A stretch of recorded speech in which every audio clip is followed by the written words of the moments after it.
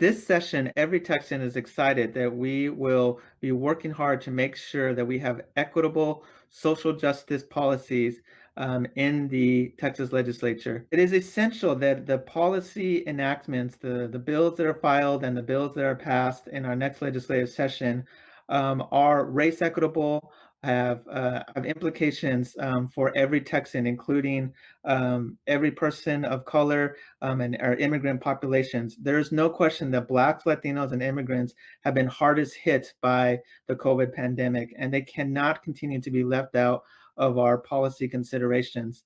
If we are going to enact policies that promote access to healthcare, we need to make sure that immigrants have that same access. If we are going to enact economic recovery procedures that ensure that every person gets back on their feet, we need to make sure that we don't leave out our essential immigrant workers, that we are not leaving out Black communities, that we are not leaving out Latinx communities. These communities have suffered the brunt of the pandemic. And each of these policies that we have laid out in our legislative priorities have huge implications for those communities, whether we're talking about fair funding for schools, equitable access to healthcare, higher education policy, or good jobs, quality jobs for every Texan.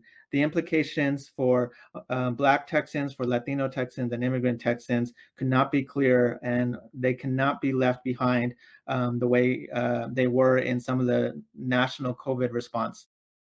We are looking forward to working with every legislator across the aisle, with this legislative staff, and with our partners to making sure that we have equitable social justice policies at the Texas Legislature.